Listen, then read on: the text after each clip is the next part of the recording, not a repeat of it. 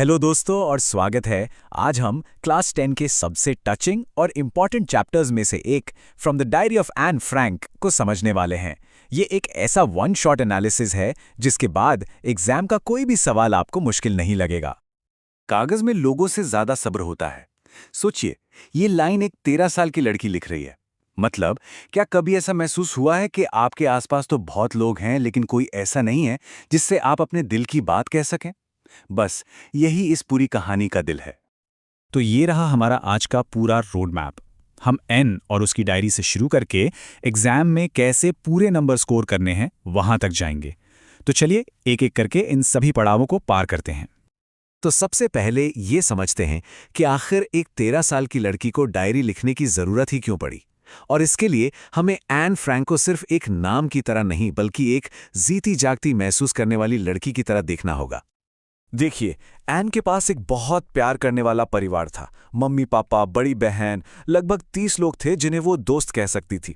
फिर भी वो अंदर से अकेली थी। क्यों? क्योंकि उसे एक सच्चा दोस्त चाहिए था। एक ऐसा दोस्त जिससे वो बिना किसी झिझक के, बिना जज हुए अपने मन की हर बात शेयर कर सके।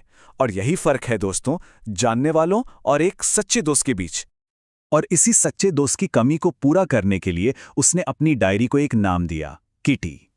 अब ये डायरी सिर्फ पन्नों का एक बंडल नहीं थी, ये उसकी बेस्ट फ्रेंड थी किटी।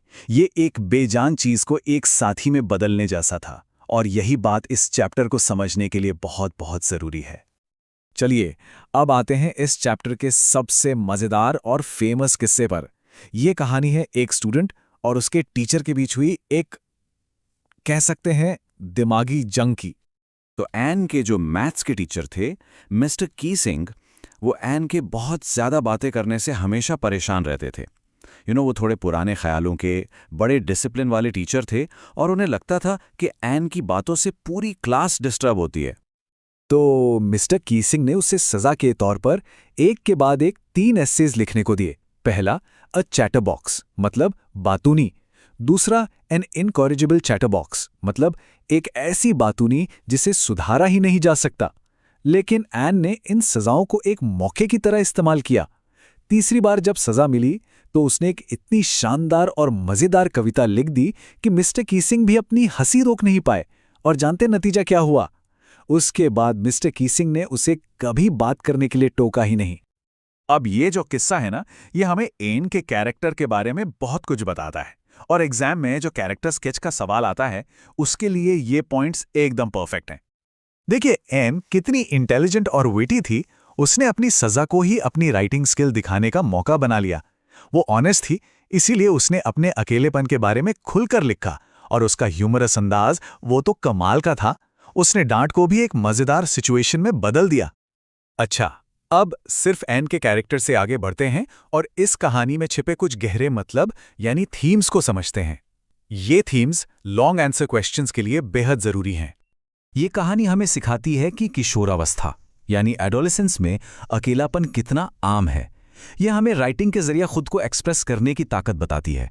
और सबसे बढ़कर ये दिखाती है कि कैसे ह्यूमर और विट से मुश्किल हालात को भी संभाला जा सकता है। ये एक स्टूडेंट टीचर के बदलते रिश्ते की भी एक बहुत ही प्यारी मिसाल है। ठीक है, अब आते हैं सबसे जरूरी और प्रैक्टिकल हिस्से पर। अब हम बात करेंगे कि इस चैप्टर से बोर्ड एग्जाम में आने वाले सवालों को कैसे हैंडल करना है ताकि आप पूरे नंबर ला सकें। तो सबसे बड़ा सवाल यही है कि बोर्ड एग्जाम में इस चैप्टर से जुड़े सवालों का जवाब आखिर लिखा कैसे जाए। चलिए इसका एक सीधा और आसान तरीका देखते हैं। तो देखिए, आपके लिटरेचर पेपर में फर्स्ट फ्लाइट बुक से शॉर्ट आंसर, लॉन्ग आंसर और एक्सट्रैक्ट बेस्ड क्वेश्चंस आते हैं। और from the diary of Anne Frank एक ऐसा चैप्टर है जिससे इन तीनों में से किसी भी फॉर्मेट में सवाल आ सकता है। जहां तक शॉर्ट आंसर्स की बात है, सवाल अक्सर सीधे होते हैं जिनके जवाब हम पहले ही डिस्कस कर चुके हैं। जैसे, एन डायरी क्यों रखना चाहती थी? सीधा जवाब है क्योंकि उसे एक सच्चे दोस्त की जरूरत थी। या एन और मिस्टर कीसिंग के बीच क्या प्रॉब्लम थी? जवाब है उसका बातूनी होना। बस इन की पॉइंट्स को याद रखिए। अब बात करते हैं लॉन्ग आंसर्स की। एन का कैरेक्टर स्केच सबसे कॉमन और इंपॉर्टेंट सवाल है। इसके लिए हमने जो कैरेक्टर वाले पॉइंट्स डिस्कस किए थे, इंटेलिजेंट, ऑनेस्ट, ह्यूमरस, बस उन्हीं को मिस्टर कीसिंग वाले किस्से का एग्जाम्पल देके एक्सप्लेन कर दीजिए। इसके अलावा एन की लाइफ में डायरी की इंपॉर्टेंस या फिर स्टूडेंट टीचर रिलेशनशिप पर भी सवाल आ सकता है।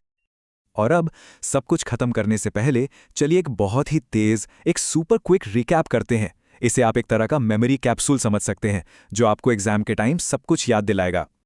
तो ये रहे वो कीवर्ड्स जो आपको याद रखने हैं। मेन कैरेक्टर है 13 साल की एन फ्रैंक, उसकी दोस्त है उसकी डायरी किटी। प्रॉब्लम क्या है? अकेलापन, एक सच्चे दोस्त की जरूरत। सबसे जरूरी किस्सा मिस्टर कीसिंग वाला, उसका सोल्यूशन क्या था? विटी एसेज और वो मजेदार कविता। और सबसे बड़ा मैसेज, राइटिंग और ह्यूमर की ताकत। बस इतना याद रखिए।